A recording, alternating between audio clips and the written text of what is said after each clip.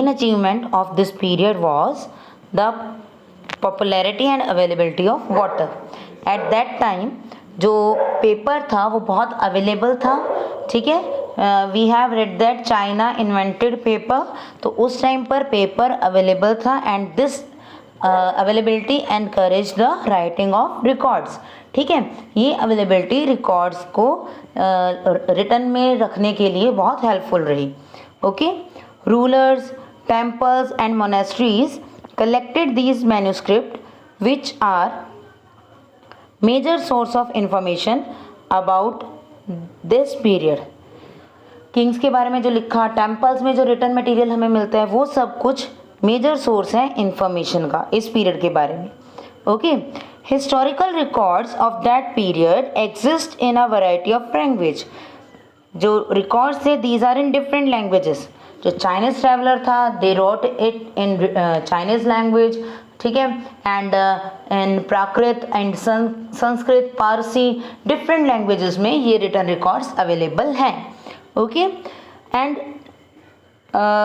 over a period of time they have undergone various changes in grammar, vocabulary, meaning of interpretation of different words. Her time के बाद ना हमारे जो words हैं उनमें changes आते रहते हैं. ठीक, अंडरस्टूड. कैसे चेंजेस आते हैं? I will give you an example कि जो नाइफ था ना, इसमें हम के को साइलेंट पढ़ते हैं, राइट. हम के को साइलेंट करते हैं, हम सिर्फ नाइफ बोलते हैं इसे. But in ancient time it was known as knife. इसमें के साइलेंट नहीं था. क्लियर. तो धीरे धीरे चेंजेस, ग्रेजुअली जो प्रोनाउंसिएशन है, जो ग्रामर है, उसमें चेंजेस आते रहते हैं. क्लियर. तो किसी भी वर्ड की इंटरप्रिटेशन यानी कि उसकी डेफिनेशन, उसको डिफाइन कैसे किया जाता है, ये भी चेंज होता रहता है. Clear. Here is the example.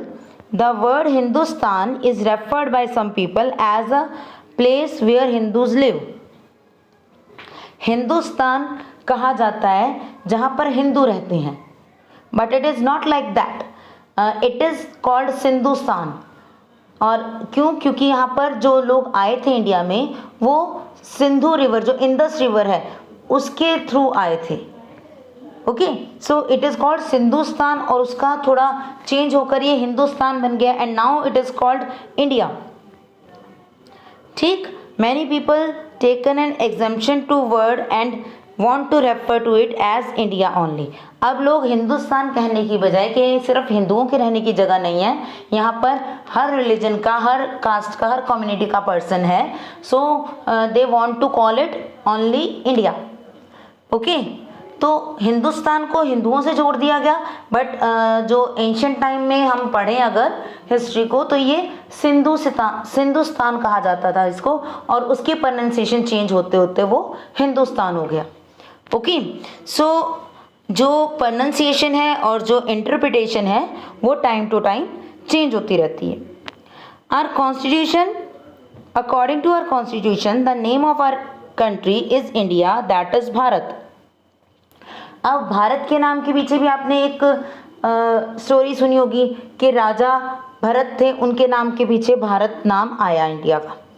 ठीक है, तो ये डिफरेंट स्टोरीज़ हैं जिसके अकॉर्डिंगली हम किसी चीज़ को डिफाइन करते हैं.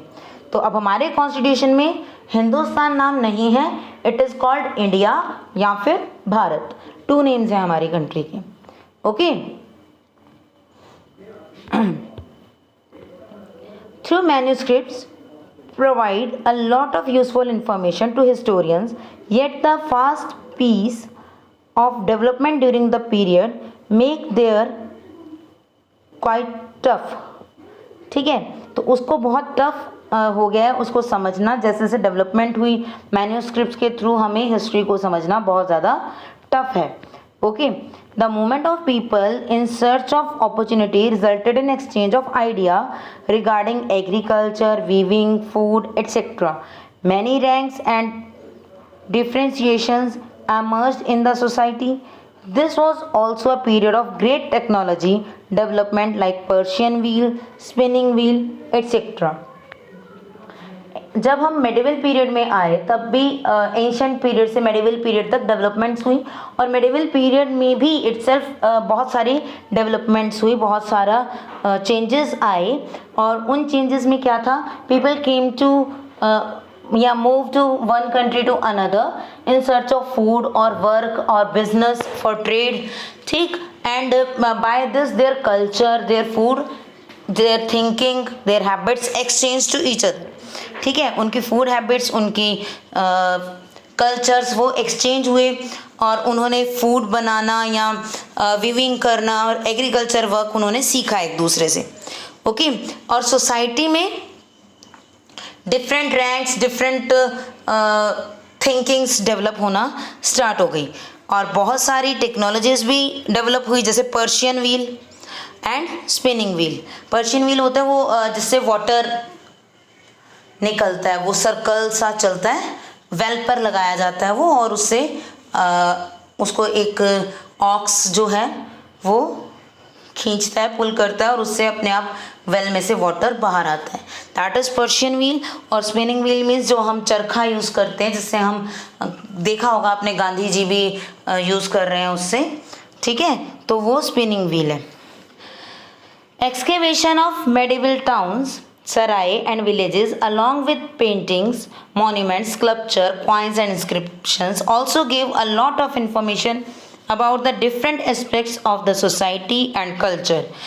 Excavation, खुदाई, जो उनको ढूंढना, उस चीज़ में हमें बहुत सारे टाउन्स मिले, सराय, विलेजेस, ये सब चीज़ें मिली, paintings, monuments, these all things gives us the information about the medieval period, ठीक है। ये सभी चीज़ें हमें medieval period की, यानी कि उस टाइम के किंग्स कैसे थे, वहाँ के लोग कैसे थे, कैसे ड्रेसअप होते थे, कौन से ऑर्नामेंट्स वियर करते थे, तो ये सब चीज़ें हमें उनकी पेंटिंग से, हमें उनके जो हाउसेस थे उन चीज़ों से हमें इंफॉर्मेशन मिलती है, ओके।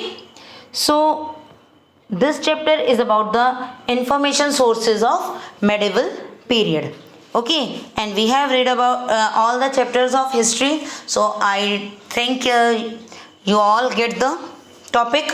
आपको आज का टॉपिक इजीली समझ आ गया होगा, ओके बेटा।